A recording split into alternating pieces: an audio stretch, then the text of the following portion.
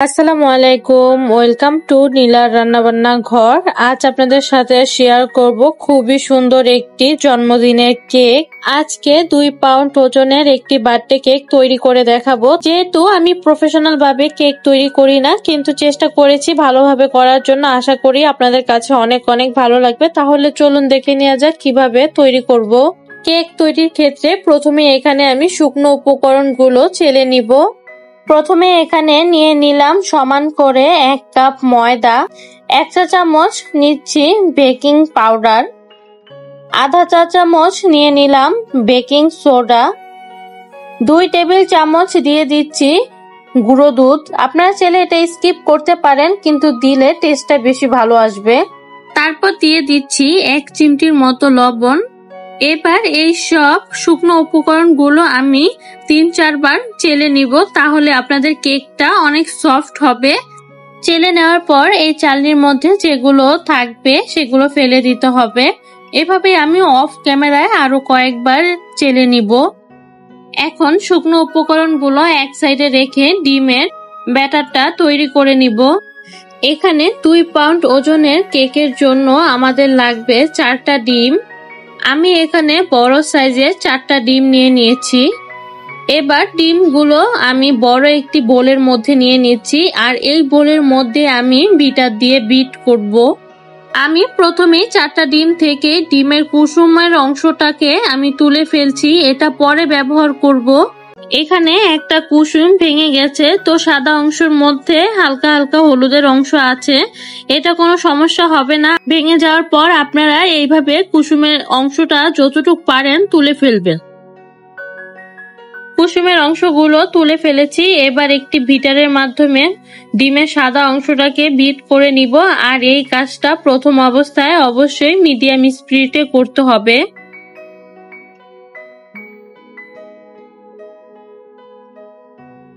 ডিমের অংশটা যখন এরকম ফোমি ফোমি হয়ে যাবে, তখন এখানে অল্প অল্প করে চিনি অ্যাড করতে হবে।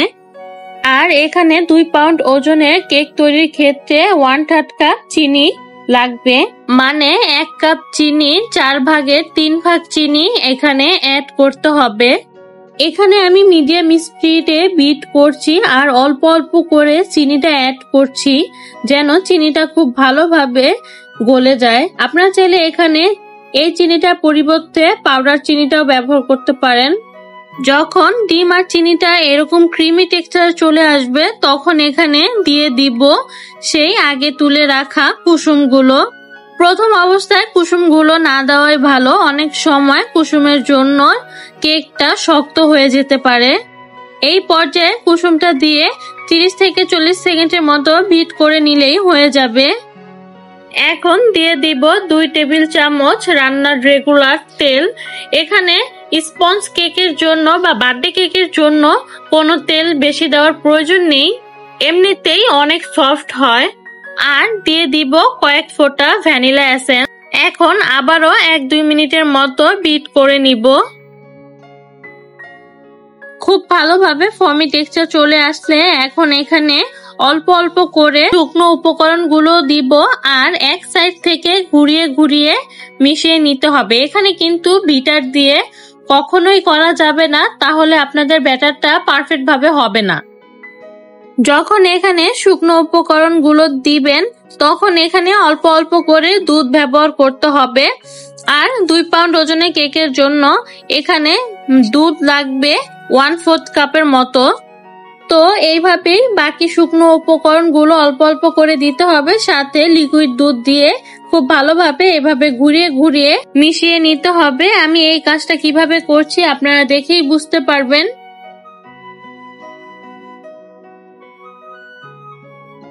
এই তো সবগুলো শুকনো উপকরণ দেয়া হয়ে গেছে, আর খুব ভালোভাবে আমি মিশিয়ে নিয়েছি। দেখতে পাচ্ছেন আমার ব্যাটারটা কত পারফেক্ট দেখাচ্ছে।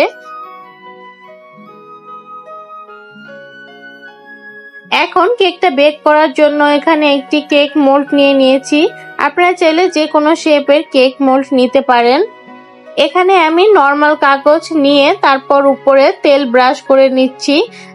আপনারা চাইলে এখানে বেকিং পেপারটাও ব্যবহার করতে পারেন। আর এই কাজটা অবশ্যই কেকের ব্যাটার তৈরি করার আগে করে নেবেন, না হলে কেকের ব্যাটারটা বসে যেতে পারে। এখন একটু উঁচু থেকে কেকের মোল্ডের মধ্যে কেকের ব্যাটারটা ঢেলে দিব। এবার একটি টুথপিক অথবা কাঠির সাহায্যে এইভাবে কেকের ব্যাটারের মধ্যে ঘুরিয়ে নিব, তাহলে কেকের ব্যাটারের মধ্যে যে বাতাসটা থাকে সেটা বের হয়ে যাবে। তারপর কেকের মোল্ডটা ধরে এইভাবে ট্যাপ ট্যাপ করে নিব, তাহলেও অনেক বাতাস বের হয়ে যাবে, তাহলে মাঝখান থেকে ফুলে উঠবে না কেকটা। আজকের এই 2 পাউন্ড ওজনে বার্থডে কেকটা আমি চুলায় বেক করব, তাই বড় একটা হাঁড়ির মধ্যে কিছুটা বালি নিয়ে একটি স্ট্রেনার বসিয়ে তারপর কেকের মোল্ডটাকে বসিয়ে দিচ্ছি। আর বালির হাঁড়িটা মোল্ড দেওয়ার আগেই কিছুক্ষণ গরম করে নিতে হবে। আপনারা চাইলে কেকটাকে ওভেনেও বেক করে নিতে পারেন, আমি একদম সহজ পদ্ধতিতে আপনাদেরকে দেখাচ্ছি। কেকটা হতে প্রায় 40 মিনিটের মতো সময় লেগেছে, আপনাদেরকে কাঠি দিয়ে দেখিয়ে দিলাম, একদম পারফেক্ট ভাবে হয়েছে। এবার কেকটা ডেকোরেশন করার জন্য ক্রিমটা আমি তৈরি করে নিচ্ছি। আপনারা চাইলে এই ক্রিমের ভিডিওটি চ্যানেলের মধ্যে যে দেখতে পারেন, আবার চাইলে এই ভিডিওর নিচে ডেসক্রিপশন বক্সে আমি দিয়ে দিব, এখান থেকেও দেখে নিতে পারেন। কেকটা যখন ঠান্ডা হয়ে যাবে তখন মোল্ড আউট করে নিব।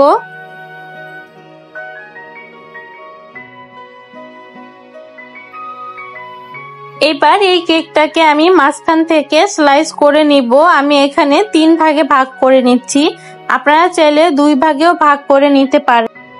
আর দেখে হয়তো বুঝতে পারছেন কেকটা কতটা সফট হয়েছে। এখন কেকটাকে আমি ডেকোরেশন করে নিব, আপনারা সাথেই থাকুন, দেখতে থাকুন আমি কিভাবে কেকটি ডেকোরেশন করব।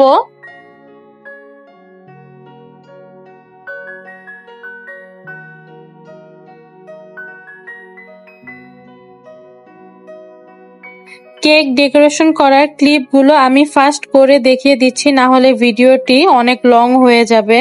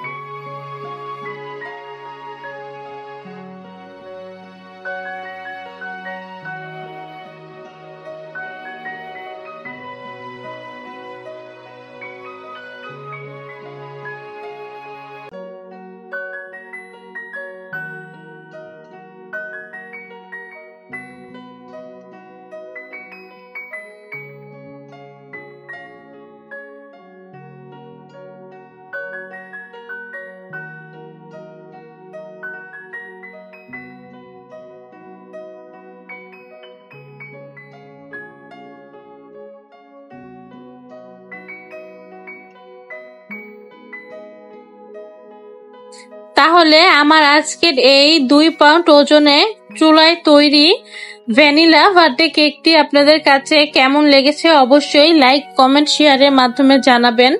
এবং এরকম আরো সহজ সহজ নতুন রেসিপি পেতে আমার চ্যানেলটাকে অবশ্যই সাবস্ক্রাইব করবেন এবং পাশে থাকা বেল আইকন বাটনটি অন করে দিবেন।